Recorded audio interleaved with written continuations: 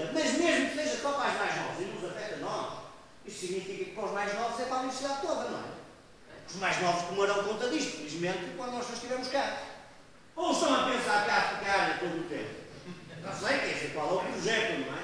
Mas vejam, isto não tem consequência.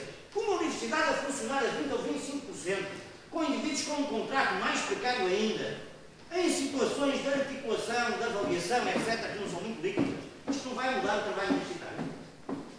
Quer dizer, nós, então, nas áreas em que nós estamos, não é? onde confrontamos poderes e interesses de todo tipo, onde fazemos um trabalho crítico, de reflexão, aberto, sem peias, sem problema. Podemos falar e fazer de qualquer maneira, independentemente do nosso estatuto. Não. Imagina uma universidade com contratos deste género, depois a 50%, e a 70%, e a 100%. Mas cá, é uma universidade, como conhecemos, que vai mudar. Alguns dizem, exatamente, é bom que se mude. Exatamente, não estou a dizer isso, mas cada um, enfim, é livre para tirar as suas conclusões. E, portanto, as questões são estas. Quem garante que a nova modalidade de contratação regida pelo direito privado não passará, como noutros países, a ser articulada com esquemas de diferenciação salarial da avaliação de desempenho? Não sei quem garante. É indiferente no futuro um corpo docente subordinado às relações contratuais diferenciadas, no limite com regras distintas e uma carreira própria, ainda que respeitando genericamente o ECTU? A precariedade e a possível fragilização das relações de trabalho são compatíveis com a autonomia científica e pedagógica do professor investigador universitário? Bastará que o atual reitor assegure que nada disto ocorrerá? O nosso reitor diz nada disto, quer dizer, não estamos numa universidade com uma certa tradição. Eu acredito numa universidade com uma certa tradição, acredito na bondade, mas até faço justiça de acreditar na bondade do seu projeto, desse ponto de vista. O que eu acho é que não posso confiar nele, deste ponto de vista, não é por ser ele, é que ele não vai também ser reitor toda a vida no Universidade de Minho, e a situação geral do país e o contexto geral vai mudar. E, portanto, ele ainda no seu mandato, ou num segundo mandato, se o quiser fazer, pode ser obrigado a mudar ideias, ou pode até resistir até ao fim, mas resistência que o outro ou outra que viram a seguir poderá não ser capaz ou não querer realizar. Portanto, isto não é uma questão de pessoas, de acreditar nas pessoas. Longe disso, quer dizer, não faço juízo de intenção, não diabolizo o argumento adversário. Nunca faço isso. E, portanto, o trabalho dos académicos é frequentemente um trabalho que vai sofrer com isto.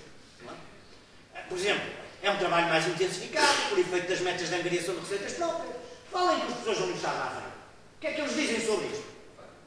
Porquê é que nós não conseguimos testemunhos de que nós queríamos, já agora, o Movimento Universidade Cidadã queria lançar no seu documento primeiro 3 testemunhos de Lisboa, Porto e Aveiro, de 3 professores que contrariassem os testemunhos dos reitores.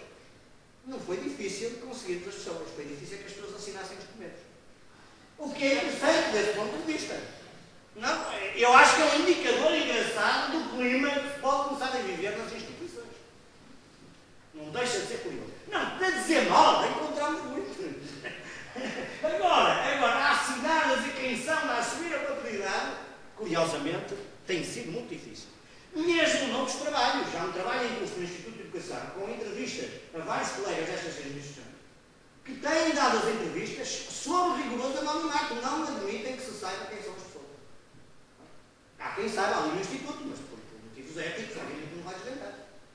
Eu sei da história, não sei quem são as pessoas, nem interessa, mas já sei que as pessoas, enfim, puseram esta condição. Portanto, há algumas vantagens. Quer dizer, uma das vantagens é que se tivermos o Estado e o Governo e a tutela a não interferir diariamente, semanalmente, através de instrumentos micronormativos, isto é uma coisa importante para a universidade. Não sou indiferente a isso. Agora, é indispensável saber quais são os acréscimos de responsabilidades que vamos ter e qual é a possível desresponsabilização face a isto. Quer dizer, não há responsabilização nenhuma. Bem, não chega a afirmá-lo. O que se tem visto nos outros países é exatamente isto. Isto é a reforma do Estado de Previdência do ensino superior. É o que isto é. Quer dizer, não é outra coisa, não é? O protagonismo do mercado, não é? Processos de governança da extração empresarial produtivista. E, portanto, há demasiada literatura. E nós estamos demasiado velhos, possivelmente, para não perceber que estes são riscos óbvios, não é? E que já se manifestaram noutros lados. E, portanto, eu não encontro, sinceramente, suficientes garantias democráticas de respeito e consolidação da universidade como resto pública, como coisa pública, de estabilidade e independência dos seus docentes e investigadores, da autonomia face ao poder político e económico para que possa adotar uma posição minimamente tranquila, mesmo que não entusiástica. Eu podia já dizer, não tenho muito entusiasta. Quer dizer, de facto, tenho dúvidas, mas enfim, por uma questão de inovação, situação também não tenho grandes argumentos contra. Infelizmente, não é esta a minha posição.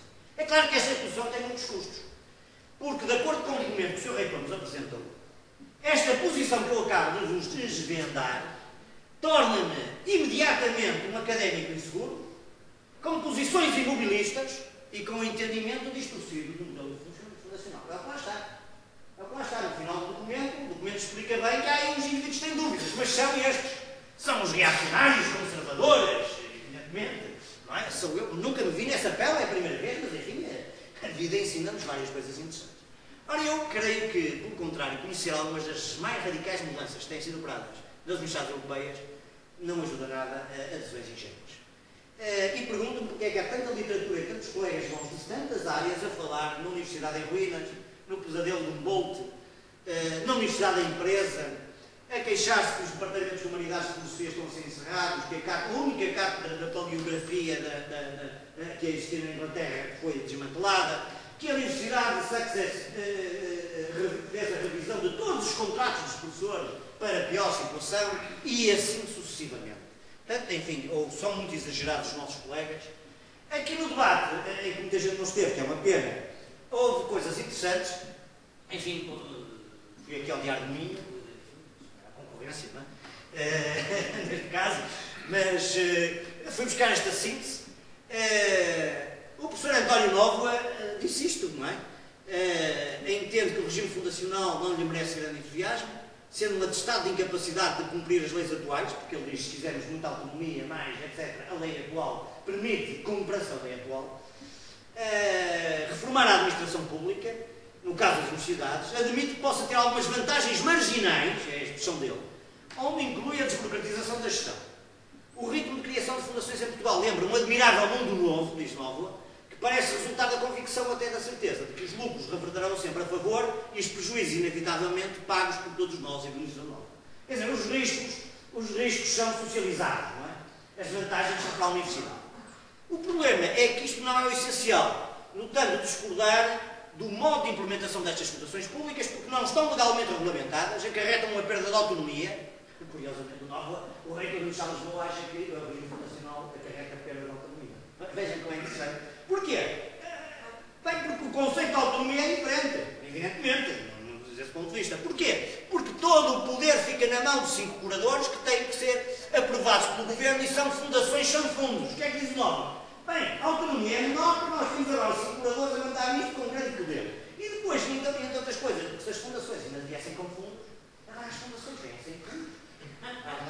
Eu não vou dizer fundações sem fundos, realmente é uma contradição dos tempos. Notou-se, enfim, estiveram aqui várias pessoas, que o professor Marçal Guilherme tem menos dúvidas. O professor Marçal Guilherme teve de dizer que foi muito menos entusiástico do que aquilo que eu esperava. Porque o professor Marçal Guilherme é das primeiras pessoas, eu estudo esta área, como sabem, portanto conheço bem, das primeiras pessoas que em Portugal, publicamente, nos seus escritos, defendeu a lógica do Conselho de Curadores. Só que o professor Marçal Guilherme teve a oportunidade de intervir, ele concordou com a minha análise, não é? Quando fala em Conselho de Curadores, está a falar do Conselho Geral. Para ele, o Conselho Geral é que é o Conselho de Curadores. Portanto, deve ter mais membros externos. Não está a falar do Conselho de Curadores da Fundação. De qualquer modo, como digo, é um adepto deste modelo. Em todo o caso, esperava uma atitude muito mais entusiástica. Vejam que ele diz que o facto de estarem a ser instituídas fundações sem fundos próprios, lá vai a questão, que garantam autonomia por si, foi também alvo de reserva por parte do antigo ministro Marcelo Rebelo, que como atenuante propôs a contratualização plurianual do funcionamento do financiamento estatal, por forma a garantir estabilidade organizacional, mas alertou que se as universidades e fundações não obtiverem mais financiamento privado, podem ver-se rapidamente asfixiadas. Bem, parece óbvio. E, aliás, para essa regra do jogo. Não é? Nós não vamos passar a fundação privada, não é? Fundação pública de direito privado, para vivermos com o mesmo orçamento. Mas, como o Estado não dá mais orçamento por sermos fundação pública de direito privado, nós vamos ter que aumentar o volume de receitas próprias. O volume de receitas próprias é outra coisa que ninguém sabe muito bem, exatamente e rigorosamente qual é na Estado. Sabia-se em 2008, 2009, que ele era de 32%. Teve agora uma ajuda importante. O volume de receitas próprias teve uma ajuda importante neste momento. Aumentou bastante. Não porque nós fôssemos esgravatar mais lá fora, mas para apanharmos um corte que em alguns casos chegou aos 10% dos financiamentos. Aqui está uma maneira interessante de aumentar o percentual de receitas próprias. Se o financiamento do Orçamento Geral for descendo, estamos a elevar com o mesmo volume de finanças, não é? Estamos a elevar o percentual e, portanto, lamento comunicar-vos, mas o corte que tiver neste mês de investimento foi bastante funcional para elevar o volume de receitas próprias no Estado. Enfim, demos por uma boa causa. Estamos ainda muito longe dos 50%. Veremos as contas que o Sr. Reitor vai fazer sobre este assunto. E, portanto, termino. Quer dizer, a direção apontada pelas reformas europeias pela OCDE permite-nos concluir algumas coisas. E agora não é futurologia, mas é argumentação e o que é plausível. Enfim, é discutível, naturalmente é discutível. Por isso é que estamos cá a discutir. Maior autonomia institucional em benefício da gestão do topo, correlativa de mais subordinação e precariedade para os professores e investigadores. Parece-me evidente. Mais competição, menos interferência do governo, maior autonomia para as instituições, maior responsabilização dos estudantes e das famílias pelas suas escolhas de informação e pelo respectivo pagamento. Mais financiamento para as instituições à custa de propinas mais elevadas. Para conquistarem maior independência face ao Estado, as instituições devem aliar-se ao mercado e aumentar a sua dependência face aos interesses económicos. Para melhor perseguir o interesse público, como vimos, as instituições devem socorrer-se mais no direito privado. E, em conclusão, se pegarmos no documento da OCDE, virmos o regime da Fundação e quais são as cenas dos próximos capítulos. As cenas dos próximos capítulos serão um novo RG dentro de alguns anos, a alteração da Constituição relativamente a algumas matérias fundamentais, designadamente relativamente às propinas. Esta vai ser uma situação fundamental. Nós, com esta lei das propinas e com o entrave constitucional, não vamos a lado nenhum com este modelo, naturalmente. E, portanto, a prefiguração que eu faço é esta. Apesar de continuarem a ser parcialmente financiadas pelo governo, as universidades operarão como pertencendo mais ao setor privado. Reparem, não sou eu. Eu fui buscar a citação com página, por acaso não tem página, mas se calhar lá à frente já tem. A OCDE que diz que o modelo fundacional que propõe significa as universidades a funcionar mais ao estilo do setor privado. Está lá. O Conselho Nacional de Educação em Portugal diz a mesma coisa, curiosamente no seu parecer. Todo o tipo de funcionários poderá a designação de funcionário público, os seus salários serão matéria de decisão exclusiva da instituição. É isso que a OCDE propõe. O reitor não será mais eleito. É possível. É isso que a OCDE propõe, mas nomeado na sequência de um concurso pelo Conselho de Curadores. Os presidentes das escolas, os diretores de departamentos, centros de investigação passarão a ser nomeados pelo Conselho de Curadores sob proposta do reitor. Cá está a equipa transversal, vem por aí abaixo. O reitor é o grande responsável, tem que ter condições. A colegialidade será substituída pela liderança unipessoal de executivos eficazes. O setor privado deverá assegurar um financiamento crescente, tal como as atividades filantrópicas. Aqueles que são alunos, ex-alunos, vamos já do Porto, receberam uma cartinha de reitor, pedir dinheiro para as comemorações do centenário da República. Olha, cá estamos, não estamos a inventar nada, quer dizer. Agora, eu penso que é preocupante que as universidades comecem a intervir na sociedade como charities, ou como IPSS, até porque, como a nossa riqueza é muito limitada, vão fazer uma concorrência desleal terrível às próprias IPSS e às organizações de caridade, não é? Mas, realmente, alguns sinais realmente curiosíssimos. A adoção de um racional político organizacional de tipo privado e empresarial é só uma questão de boa gestão. Ora bem, o parecer do Conselho Nacional de Educação de 2008 diz isto, não é? Trata-se de promover a flexibilização da gestão das ensino superior, das gestões por uma aproximação às regras do setor privado. Cá está, o próprio Conselho Nacional de Educação. De qualquer maneira, enfim, o último conselho que deixa a todos é isto é demasiadamente importante para que vocês fiquem com ideias na base de uma apresentação, até porque amanhã terão uma apresentação a dizer exatamente, enfim, a expor aqui um racional diferente, a dizer as maravilhas, eventualmente, e as vantagens da Fundação, e, portanto, enfim, mesmo que os discursos sejam muito bem feitos e muito persuasivos, não me parece que a gente deve ir por esse caminho, e, portanto, o conselho que a gente dá é este: tenham paciência e está a trabalho. Leiam o relatório da OCDE, está na internet, não é verdade? Leiam o RGS e, por favor, tirem as vossas próprias conclusões. Muito obrigado.